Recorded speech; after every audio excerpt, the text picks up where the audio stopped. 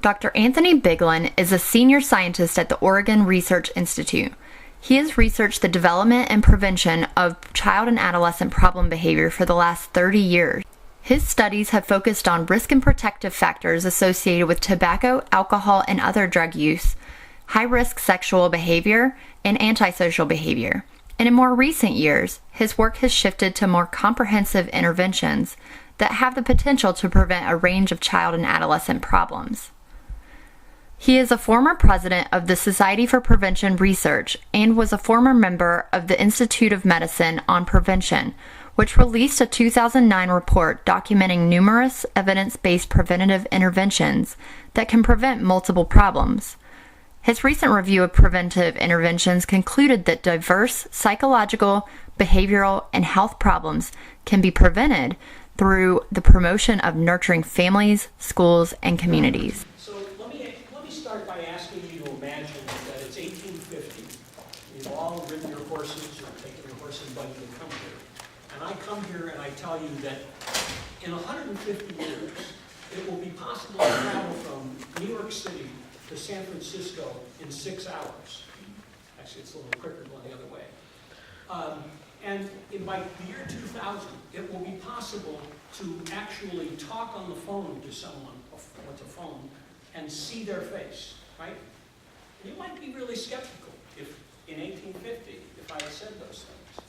But now we take for granted that science is so effective that we have all of these things, and the rate with which science is improving the things, these kinds of material goods, is continuing to increase. I don't think we appreciate the fact that the behavioral sciences are making similar progress. We started much later, and we're just getting going, but it's accelerating. There are two critical insights that I think have organized a lot of what we're doing with respect to accelerating. There are two critical insights that I think have organized a lot of what we're doing with respect to prevention. One is that most of the problems, the psychological and behavioral problems, and even the health problems, are interrelated. The same kids that have problems with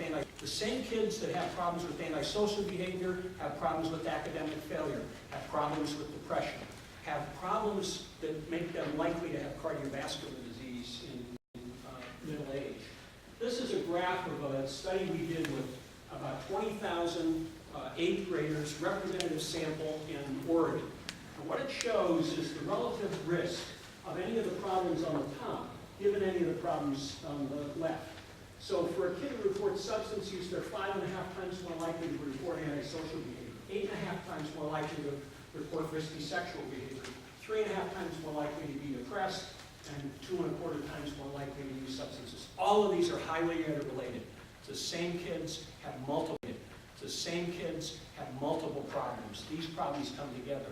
And yet, for the most part, both in treatment and prevention, we have tended to focus on one problem at a time. Some people have responsibility for academics. Some people have responsibility for preventing delinquency.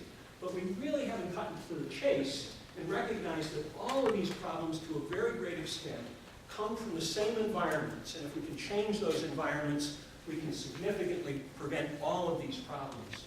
This is a figure from the Institute of Medicine report on prevention. I was on that committee. I was on that committee. We published this in 2009. And it enumerates, across the top are all the developmental phases. And this enumerates all kinds of interventions, family interventions, school-based interventions, and even community and policy interventions that have been shown to have effective results. A couple things to say about this. One is that most of these interventions have effects on multiple problems. So they don't just affect one. They typically affect, it's not uncommon, academic success, reductions in abuse, increased prevention of substance use, and so on. The other thing to understand about them is that most of these interventions have impact long after they were provided. So for example, the Nurse-Family Partnership, which is a program provided to high-risk pregnant moms during pregnancy in the first 2 years of life, shows reductions in delinquency at age 15. So these programs have benefits long after they've been provided. And the third thing to say is that the cost benefits of these, or the return on investment, is significantly positive for most of these programs. If you go to the Washington State Public Policy Institute website, they have some of the very best analyses of the benefits of these programs. Subsequent to doing the IOM report, we looked at all of these programs and we tried to distill down what are the characteristics of these programs that have an impact. And the conclusion we came to is that basically, you can think about this in terms of a catchword of nurturing environments. That these interventions help to make environments more nurturing in 4 ways. First of all, they minimize toxic social and biological conditions.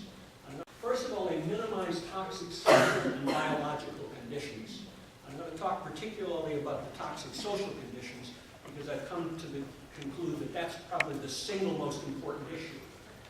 We also need to teach, promote, and richly reinforce diverse forms of pro-social behavior. And that's sort of the flip side of rather than having coercive, conflict-filled relationships in environments, we need environments where people are recognizing, promoting, and reinforcing pro-social cooperative behavior. We also need to limit influences on problem behavior and opportunities to engage in problem behavior. So what kinds of influences? Well, the marketing of cigarettes is probably the best and best documented example. In fact, not too far from here, I testified in U.S. versus Philip Morris, having read thousands of pages of company documents on the marketing of cigarettes. But we also need to prevent opportunities for problem behavior. Kids who are unsupervised after school getting together and practicing, getting involved in these kinds of problems. And lastly, we need to promote psychological flexibility, which is a mindful approach to pursuing one's values. There are now more than 60 randomized trials showing the value of interventions that promote psychological flexibility that have an impact across an amazing array of problems, from cigarette smoking to schizophrenia to job burnout, prejudice, cooperation, epilepsy. It's really quite seem to me to be the key ingredients that we need to prevent all of these different problems, including cardiovascular disease.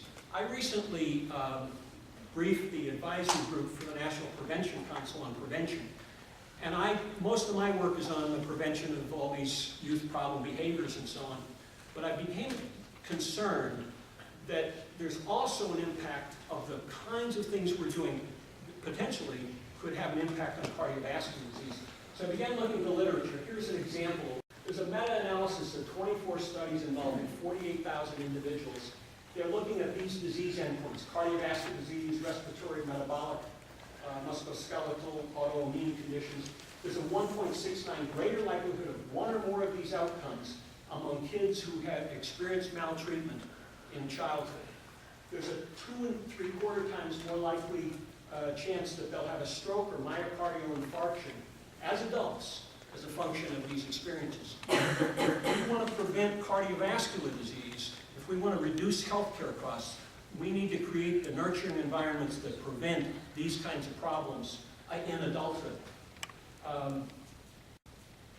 This is a graph of the rates of poverty in this country since 1959. And what you'll see is that the kids under 18 have had the highest rates of poverty since at least 1980. And currently there are more than 1 in 5 kids being raised in poverty in this country. We have the highest rates of child poverty of any economically developed country.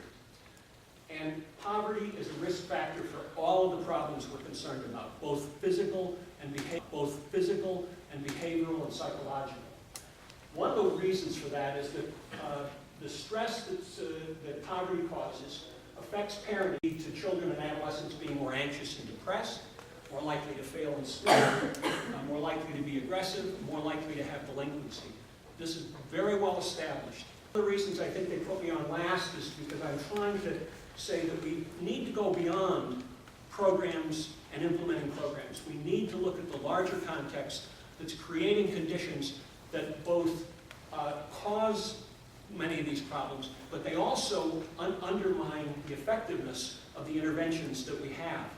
We've got interventions that work. They even work among poor kids, but they do not work as well among poor kids. And so we need to change the larger context that affects whether or not we implement these programs, but also whether or not they're likely to be effective, and that directly affect the well-being of children and schools. So here's a study of the effect of poverty, essentially, on health. I was surprised to find that there's an increased risk of all-cause mortality of 20 to 40% among kids who were raised in poverty. And they've also done studies the studies also show that the risk of cardiovascular disease is 30 to 60% greater for kids raised in poverty. These effects are found even among kids who are now, as adults, no longer poor, and they match them to people who were never poor, and what they find is that the kids who were raised in poverty still have a 20 to 40% greater risk of cardiovascular disease as adults as a function of having been poor, even though they're no longer poor. So one study showed that when you teased out the kids who were raised in poverty and were no longer poor as adults, if they report that their mothers were nurturing, there's no impact on cardiovascular disease. In other words, they're doing just as well as kids who were not raised in poverty, which comes back to what's the way in which poverty is affecting these outcomes? Well, it's apparently whether or not there's stress and conflict and coercion in those families. So this is one of my favorite slides. There's a wonderful book by Robert Sapolsky called Why Zebras Don't Get Ulcers. And it's a compendium of all of the ways in which stress causes all kinds of diseases in humans. So the stress is like the zebra sees a lion, and it produces this cascade of hormones that result in higher levels of cortisol, which raise the blood pressure, raise the heart rate, and make the zebra able to run like hell. And if the zebra is fortunate to have an older, slower zebra nearby, as zebra gets to the woods, the stressor's gone, the hormones are reabsorbed, the heart rate goes down, the blood pressure goes down. So why do you suppose zebras don't get ulcers and humans do? So why do you suppose zebras don't get ulcers and humans do? Or humans have all kinds of stress-related things that zebras don't. They don't work in government? No, people who don't work for government also get things. Ours never goes back down. It's gone. They don't think about it once the stress is gone. Raise your hand if you've ever found yourself lying in bed, stressing about someone who was not lying next to you. Humans are able to be in the presence of stressful stimuli when they aren't there, simply through their mind. And this is why it's so important to help people to have less of these kinds of experiences. Mom said you were stupid. Well, Mom's been dead for 20 years, and I'm still stressing about that, right? These are the kinds of things that people are carrying into adulthood. So I sort of feel like, well, what you begin to appreciate is that people really need a hug, and it's hard, the image of hugging an HPA axis isn't too good. So here's my son and his son. So just to give you that sort of sense of what we're talking about. I think we need to unite our fragmented efforts. And Philippe kind of alluded to this, and I think others have as well. Treatment, prevention, policymaking, research are fragmented, with different groups working on different problems. Like I said, some work on academic failure, some work on depression, some work on substance use, and there's not an integration of those. I think we need to bring all those parties together around a focus on increasing the prevalence of nurturing in families and schools. Let's cut to the chase. Let's cut to the chase. Let's work on changing the environments and really reorient what we're doing so that we're focusing on changing environments that are producing all these problems. Let me come back to that. One of the things that's really influenced my thinking is the tobacco control movement. If we had had this meeting 40 years ago, this room would have been full of cigarette smoke. More than 50% of men and about 35% of women smoking. Now both of them are down around 20% or less are smoking. The culture has massively changed with respect to smoking. despite the fact that the tobacco company spent millions of dollars over 50 years trying to keep that from happening. We can change society in really significant ways, change it with respect to human behavior and the environmental conditions that are producing our problems, or that are producing violinists and poets and, you know, honest politicians and, you know, all kinds of good people making difference. I'm not going to say any more on that. So one of the things that I think could help to leverage starting a movement in which we're getting not only the evidence-based programs and policies that we've talked about, but also just changing the culture with respect to smoking. Most people quit smoking on their own. They quit because they saw increasing information about how important it was. What would happen if we had prestigious organizations like the Institute of Medicine and the Surgeon General's report, keeping Surgeon General's report, explaining to people about the importance of nurturance and the importance of reducing conflict and the importance of increasing cooperation. I submit that we could begin to get a movement that would have a virtuous cycle, that there would be people understanding more and more why these are important problems and why we need to change them.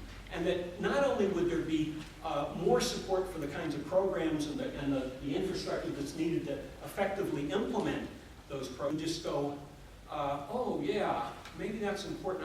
Maybe I shouldn't yell at my kids so much. Maybe there's somebody who reads about something from an Iowa report, and they go to and they're a school board member, and they go to the school board and they say, I don't know, are we punishing our kids too much? Maybe we need to change what we do. These kinds of cultural changes are things that, in the larger context, that can support all the kinds of things we're talking about. So I think we need to articulate the impact of family dysfunction on all aspects of well-being. And that report, if I had my druthers, would describe the policies, programs, and practices that can increase the prevalence of nurturing, prevent the entire range of psychological, behavioral, and health problems. I think it would increase support for policies that reduce family poverty, lay out an agenda for future research, and be a catalyst in bringing about talking about. There's one thing I want to talk about, and that's evidence-based school interventions. And I want to tell you in particular about one called the Good Behavior. And I've been talking about this in these talks about prevention for a long time. But imagine my surprise when I walked in and saw Shepard Kellum here, because he's involved in this story. So what's the good behavior game? Well, this will be the blue team. This will be the green team. And today, just getting the class started, we're going to play this for 10 minutes. And if you're on task and Shep isn't, we're going to play this for 10 minutes. And if you're on task and Shep isn't going like this to Diana, then you can get a reward. But it's a soft competition. You can get a reward as well. What are the rewards? Well, it could be 5 minutes extra of recess. I've got a video a friend of mine made who shows how this is being done in a first grade class. And they've just gotten their reward. And there's this one kid who's so excited. He's just so excited. And the teacher goes over and she turns the timer for 10 seconds. And for 10 seconds, they can laugh uproariously. And this kid has a wonderful time laughing. Bell goes off. Everything's fine. Because he's been learning in this system how to self-regulate and how to calm down and how to come to attention. So this program was developed by a teacher in Kansas in the 60s. So Shep decides that he wants to study the value of this kind of social development.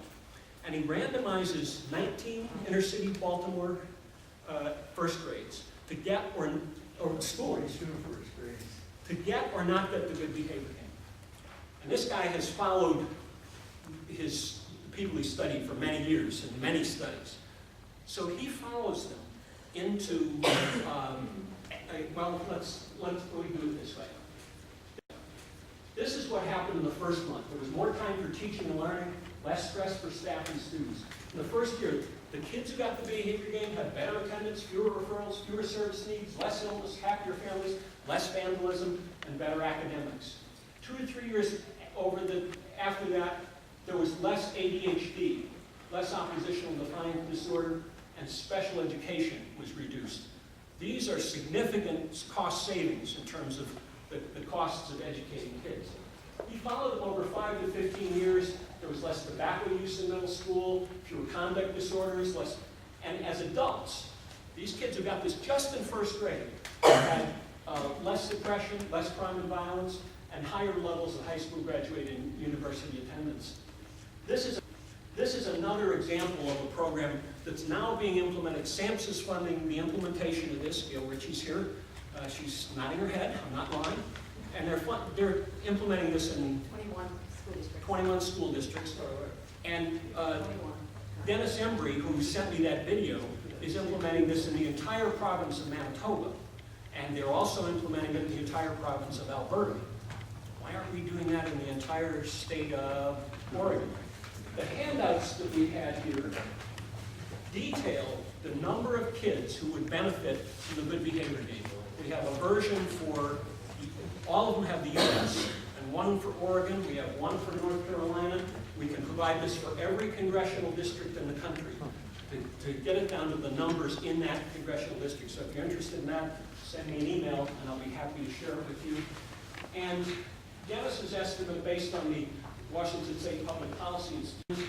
Dennis's estimate based on the Washington State Public Policy Institute is the good behavior game costs about $150 per kid. It pays back about $4,600 over 15 years to individuals, the taxpayers, and others per student exposed in first grade. He estimates an $18 billion saving for every first grade cohort by age 21 after an investment of $600 million. So I think, in sum, I would say, if you have any money, we'll take a collection as you fund an I-own study on why and how we could increase the prevalence of nurturing families and implement the good behavior game in elementary schools nationwide. And I guess the third thing I'd say is,